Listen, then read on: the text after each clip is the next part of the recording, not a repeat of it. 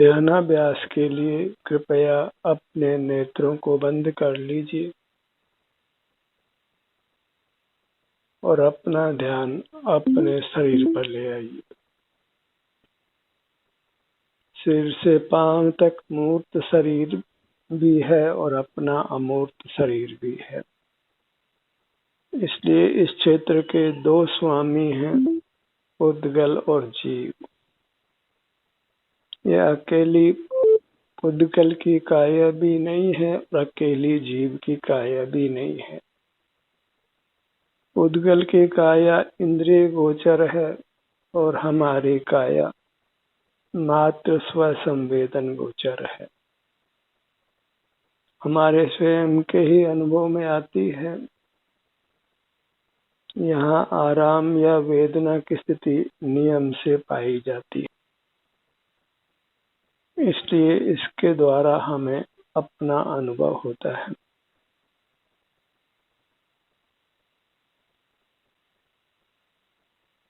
शरीर में सुखद स्थिति का अनुभव करना चाहते हैं तो फिर हमें अपने शरीर से ही युक्त रहना होगा।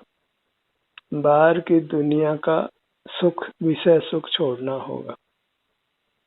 बाहर की दुनिया का विषय सुख लेना है तो फिर शरीर में वेदना भी भोगनी होगी। मोक्ष अपने शरीर के भीतर है। कहो तो हमारा आभ्यंतर शरीर मोक्ष स्वरूप ही है। मोक्ष कहीं बाहर नहीं है। बाहर संसार है। बाहर रहना माने चतुर्गतियों में रहना, भीतर रहना माने मोक्ष में रहना। अब चुनाव अपना है। बहिर्मुख रहकर हम विभिन्न गतियों में, विभिन्न योनियों में रहते हैं और नाना दुख भोगते हैं, और अंतर्मुख रहकर हम एकांत सुख का ही अनुभव करते हैं, सुख को ही भोगते हैं। बस थोड़े समय तक आप अंतर्मुख रहिए। इससे सकल कर्मों का क्षय होकर आप परमात्मा पद को प्राप्त करते हैं और फिर अनंत काल तक बिल्कुल भी दुख नहीं भोगते।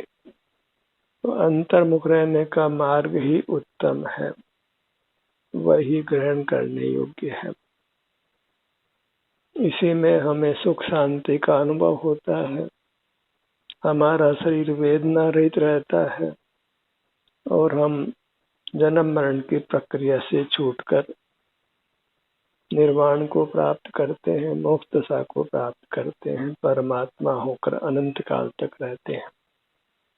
एक बार जीव और पुद्गल की इस संधि को अंतर्मुख होकर तोड़ देना है।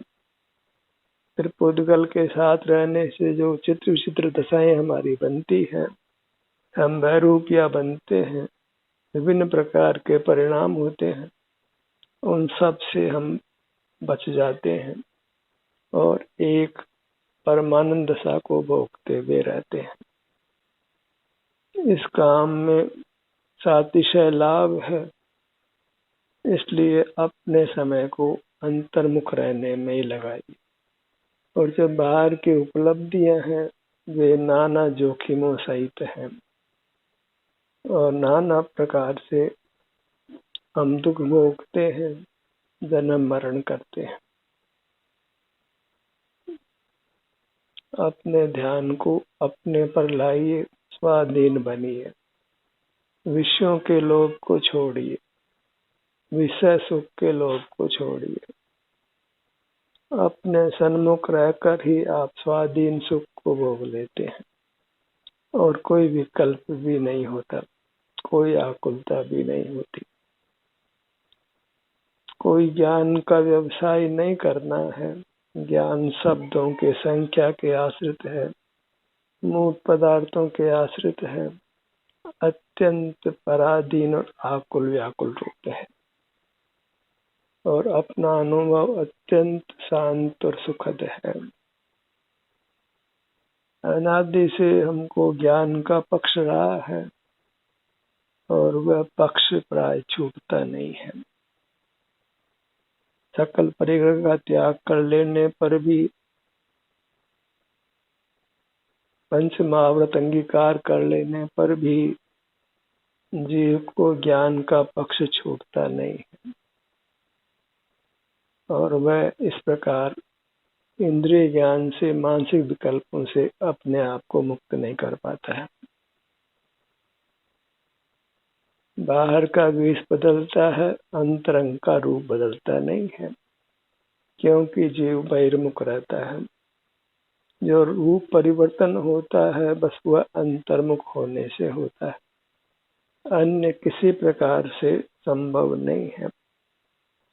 एक रूप दशा चाहिए, एकांत सुख रूप दशा चाहिए तो स्वाधीन अपने अवलंबन से, अपनी ही अमूर्त काया के अवलंबन से जीना होगा। बाह्य पदार्थों का हम स्वामित्व मानकर ये मानते हैं कि हम अपने पदार्थों को भोग रहे हैं, सो वह पर में स्वामित्व की कल्पना अत्यंत मिथ्या है। जो अपना होता है वह कभी अपने से छूटता नहीं है, और जो नया प्राप्त होता है उसका नियम से वियोग होता है और वह वास्तव में हमारा नहीं है। संयोग का नियम से वियोग होता है। आप स्वयं असंयोगी है क्योंकि आप ही है। सिर से पांव तक इतना जो अभी वर्तमान विस्तार है, इसी में अपनापन करके इसकी दृष्टि रखिए, इसी के सन्मुख रहिए।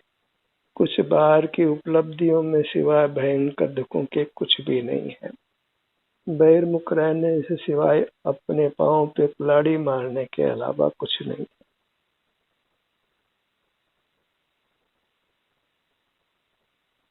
सिर से पांव तक यही बने रहने का, यही उपस्थित रहने का प्रयत्न कीजिए।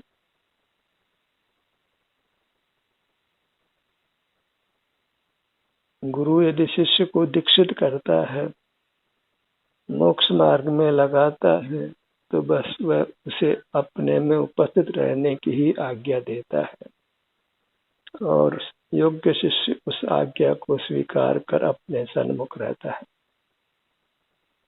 शिष्य भी स्वाधीन और गुरु भी स्वाधीन, दोनों अपने अपने में युक्त रहकर स्वाधीन सुख को भोगते हैं। अथवा तो निसर्ग से ही जीव अपनी आत्म प्रेरणा से अपने में उपस्थित रहता है और अपने सुख को पा लेता है। जैसे अपनी कोई भी वस्तु स्वयं अपने को मिल जाए या कोई हमें दे दे, यही मोक्ष मार्ग की स्थिति है।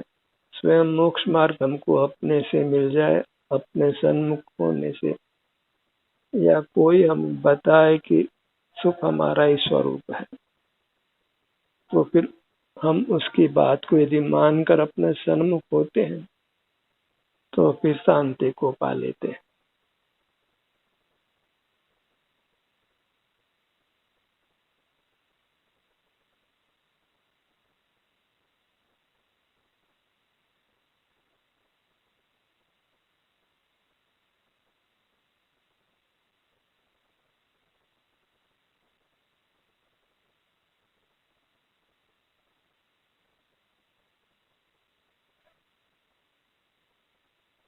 अब हमारे लिए बस सिवाय अंतर्मुख रहने के दूसरा कोई विकल्प नहीं है।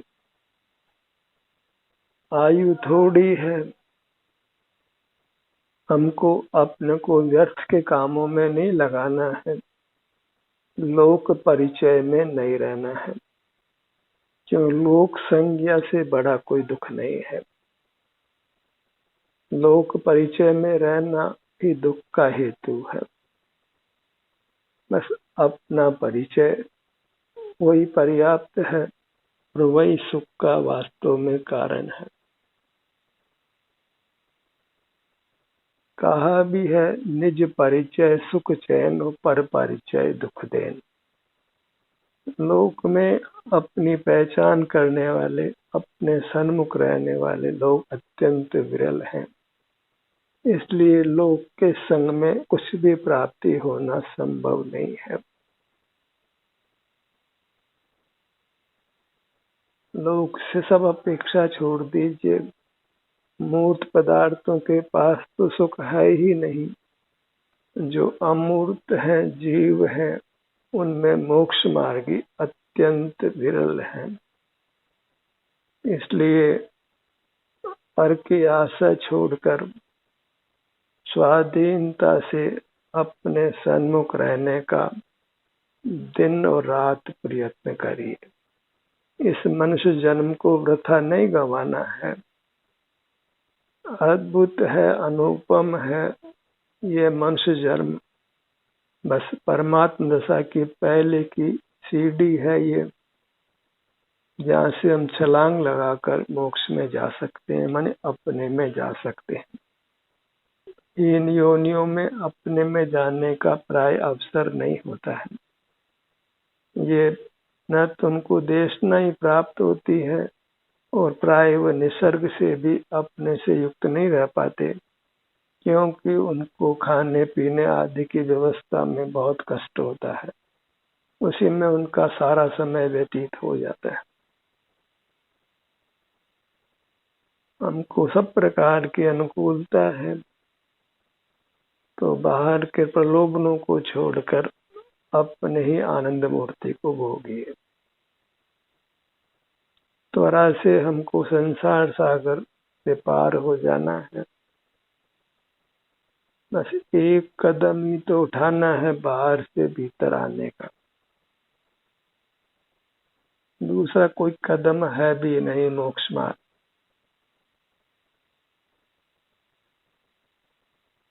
सिर से पांव तक इतने क्षेत्र में ही उपस्थित रहना है। इसी में हमको अपने आप ही शांति का अनुभव होता है। शांति को उत्पन्न नहीं करना होता है, सुख को उत्पन्न नहीं करना होता है। वह तो अपना स्वरूप है, स्वमेव प्रकट हो जाता है। बस हमें जो सुख की तलाश बाहर थी, उससे हम अपने से विमुख रहते थे, इसलिए हमें सुख का अनुभव नहीं होता था। और जब हम अपने पास आ जाते हैं, जगत से विमुख हो जाते हैं, तो सुख तो है ही, वो हमारे अनुभव में आने लगता है। सुख को कोई वास्तव में उत्पन्न नहीं करना होता है। सुख हमारा स्वभाव है, उसको प्रकट करना है। ये स्वर्ण में पीलापना है, वो डाला नहीं जाता है। स्वर्ण का तपाकर अशुद्धि को मिटाता है, और स्वर्ण की कांति पीलापन उसका स्वरूप से प्रकट हो जाता है। ऐसे सुख हमारा स्वरूप है। कर्म रूपी धूलि को बस हटाना होता है ध्यानाभ्यास के द्वारा, अंतर्मुख रहने के द्वारा, अपने सिर से पांव तक अपने में ही उपस्थित रहने के द्वारा। विषय कसाय को छोड़कर बाहर के जगत के साथ कसाय होती है।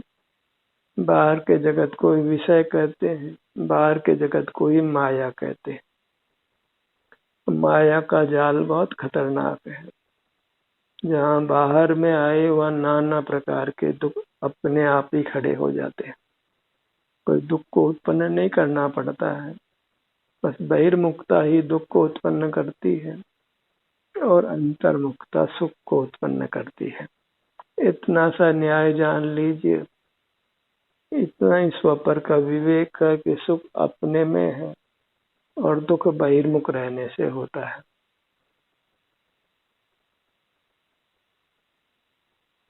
अंतर यात्रा करिए, कहो तो अपने सन्मुख रहने पर अंतर यात्रा स्वमेव होने लगती है।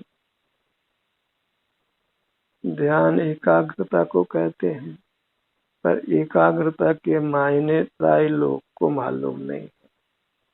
एक स्वयं के लिए होता है, दूसरा तीसरा, दूसरी दो तीन संख्याएं दूसरों के लिए होती। अग्रमुख को कहते हैं।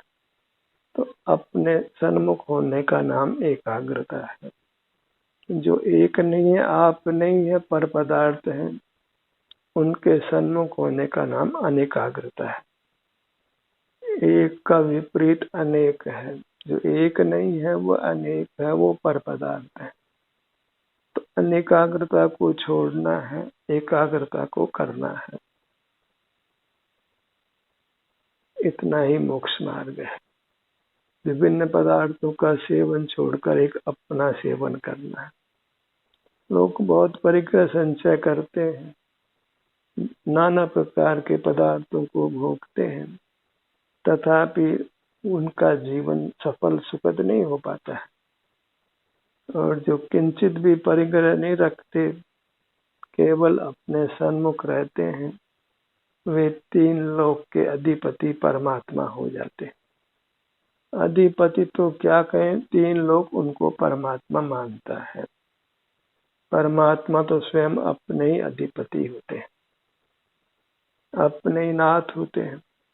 उन्होंने पर पदार्थों के स्वामित्व का अत्यंत त्याग किया है और वही सज्जनता है। भूल से किसी पर व्यक्ति का कोई पदार्थ हमारे पास आ जाए और वो मांगने आ जाए तो सज्जनता इसी में होती है कि तत्काल ही बिना विलंब किए उस पदार्थ को हम उसे दे दे, छोड़ दे। पर पदार्थ को छूना ही भी नहीं है, देखना भी नहीं है। पर परी है, उससे सुख की प्राप्ति नहीं है। स्वयं है, उससे दुख की प्राप्ति नहीं है। स्वयं दुख का सोर्स नहीं है और पर पदार्थ सुख के सोर्स नहीं है। तो अनंत पर पदार्थ हैं, उनकी ओर दृष्टि करना ही नहीं है, क्योंकि वे हमारे लिए पर हैं, त्याज्य हैं, सुख के स्रोत नहीं है। और आप ही है अपने को अत्यंत निराकुलता से भोग सकता है। इससे मांग कर वस्त्र लाकर हम पहने, मानो किसी शादी में जाने के लिए जेवर लाकर पहने, और कोई टोक दे के साथ आपकी शर्ट तो दूसरे की है, आपके जेवर तो दूसरे के हैं, तो फिर सिवाय लज्जा के कुछ नहीं मिलता है। असली मालिक ही आकर कहे कि आपने हमारे वस्त्र कैसे पहने, हमारे जेवर कैसे पहने हैं, तो सिवाय कष्ट के फिर कुछ भी उपलब्धि नहीं है। और अपनी वस्तु जो अपनी है, अपनी अमूर्त काया, उसको निशंक रूप से भोगिए। कोई कुछ भी आपत्ति कर सकता नहीं है और करता भी नहीं है। अपने में लीन हो जाना है, आनंद को भोगना ही अपने में लीन होना है। अपने आनंद को, अपने सन्मुख होकर होने वाले आनंद को भोगना, वही आत्मलीनता है, स्वरूप में लीनता है। और वही वास्तव में मोक्ष मार्ग और मोक्ष का स्वरूप है।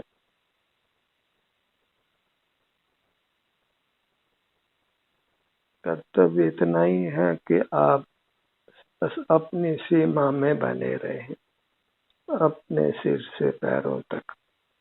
यही मोक्ष मार्ग की लक्ष्मण रेखा है, जिसको उल्लंघना नहीं है। उल्लंघ लेने पर सिवाय आपदाओं के कुछ मिलता नहीं। रामायण का कोई यदि उपदेश है तो बस वह लक्ष्मण रेखा है। सीता लक्ष्मण रेखा को पार करती है तो नाना कष्टों में आ जाती,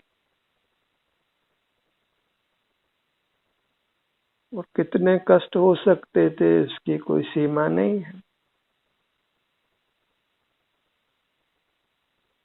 बस ऐसा जानकर हमें अपनी सीमा, जो अपना आकार है, अपनी आकृति है, उससे पारे देखना जानना नहीं है। उसके परे जितना भी लोक है उसके बारे में चिंतन भी करना नहीं है। तो बस फिर अपने ही क्षेत्र में, अपने में ही बने रहना है, और इस बने रहने में मोक्ष की प्राप्ति है, परम सुख की प्राप्ति है। और बाहर क्योंकि लोक बहुत बड़ा है, तो वहां खो जाने का तो जबरदस्त डर है कि जहां से लौटकर अपने में आना मुश्किल पड़े। बाहर में उलझाव बहुत है, विकल्प बहुत हैं, संसार अपार है, पर पदार्थ अपार है, उसके आश्रय से संसार भी अपार है। और आप एक ही है, और उसके आश्रय से मोक्ष एक ही प्रकार का है। सब जीव परमात्माओं का एक से सुखी होते हैं। सोने को अन्य धातुओं के साथ मिलाया जाए तो सोना नाना रूप होता है, और अन्य धातुओं को निकाल देने पर सब शुद्ध सोने एक ही प्रकार के होते हैं। सब मुक्त जीव एक ही प्रकार के हैं, और संसारी जीव एक दूसरे से मिल सकता नहीं है, मिलता ही नहीं है, क्योंकि मूर्त पदार्थ अनंत प्रकार के हैं। उनके साथ मिलकर हमारे रूप भी अनंत प्रकार के होते हैं, और एक मूर्त पदार्थ दूसरे मूर्त पदार्थ से मिलता नहीं, तो मूर्त से बनकर एक जीव फिर दूसरे जीव से मिलता नहीं। कैसी विचित्रता है संसार में। और अपने से युक्त होकर मूर्त से छूट जाने पर अनंत ही जीव मुक्त हो, तो उनमें किंचित भी उनके सुख में अंतर होता नहीं है। सब बिल्कुल 100% एक सा सुख भोगते हैं, और बाहर में तो सब जीव एक सा सुख भोगते नहीं है, एक रूप रहते नहीं है।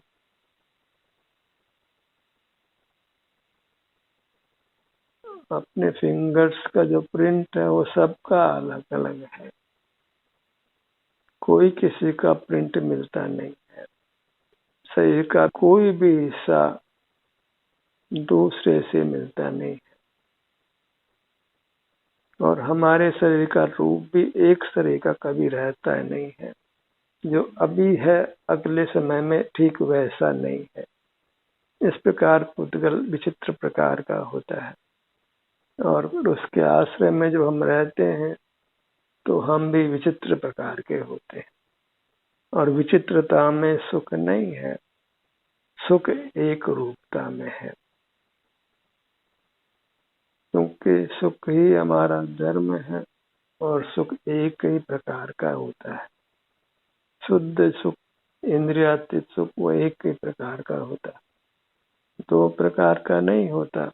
शुद्ध वस्तु दो प्रकार की हो सकती नहीं है, अशुद्ध वस्तुएं ही नाना प्रकार की होती। अपने एक रूप को, आनंद रूप को अपने सन्मुख रहकर प्रकट कीजिए, और अपने सन्मुख रहने में अपनी जो भी अवस्था है उसका वेदन होता है। जिस भी वस्तु के सन्मुख हम हो तो उसका ज्ञान होता है। अपनी वस्तु सुख रूप है तो हमें सुख का अनुभव होता है, और नहीं होता ये तो संभव ही नहीं है। अपने सन्मुख हो और हमें किसी भी भाग में शांति नहीं हो, ये कदापि संभव नहीं।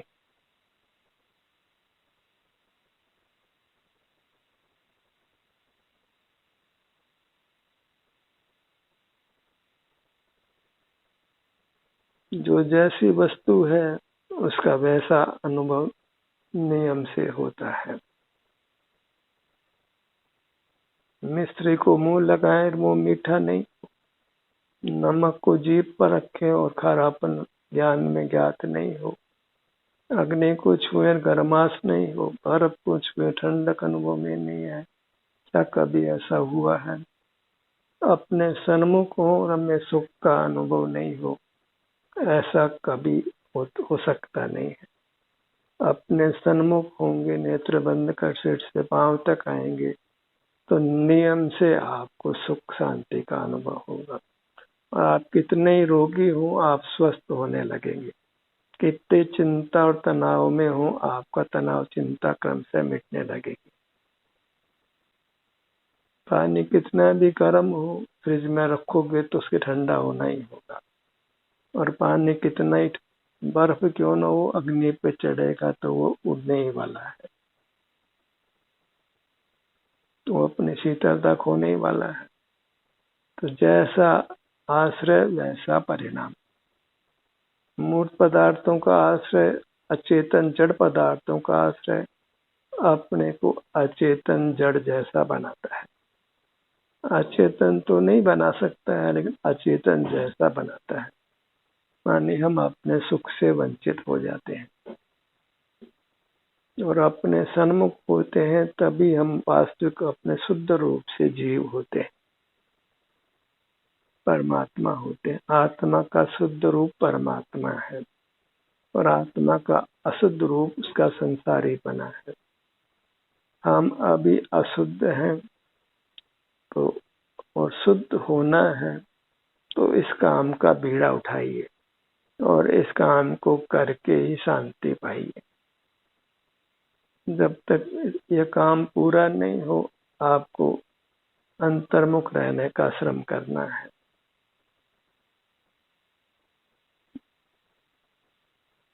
योग्य कार्य यही है, करने योग्य कार्य यही है, उसी से आप परमात्मा होते हैं, आनंद रूप होते हैं, संसार दुखों से निवृत्त होते हैं। हमें अपने शरीर में विभिन्न अवयव हैं, वहाँ अपने अमूर्त अवयव हैं। अंतर्दृष्टि में वहाँ की जो आराम वेदना की स्थिति है, हर भाग की वह हमारे अनुभव में आती, बस वह अनुभव मोक्ष का मार्ग बन जाता है, मोक्ष का कारण बन जाता है। तो एक कारण तो हम देते हैं, एक कारण समय पैदा होता है। अपने अभिमुख हम अब स्वयं होते हैं और आनंद का अनुभव अपने आप होता है। और इन दो कार्यों से हम कर्म के बंधन से छूटकर परमात्मा हो जाते हैं। तो हमें इस काम के लिए कमर कस लेना है और अपनी वीरता को परख लीजिए, अपनी कर्मठता को परख लीजिए,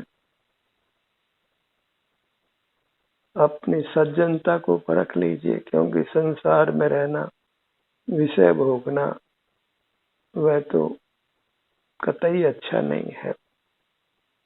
उससे हम विषय लंपट होकर दुख ही भोगते हैं।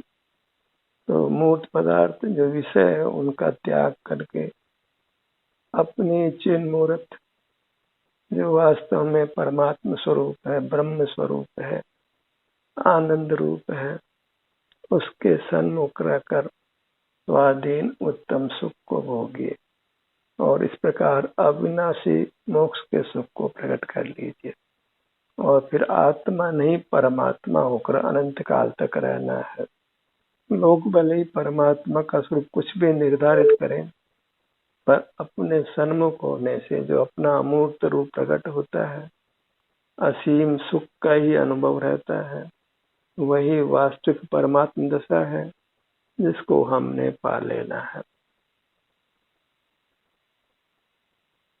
ध्यान का सत्र यहीं समाप्त होता है। आपकी सहभागिता के लिए धन्यवाद।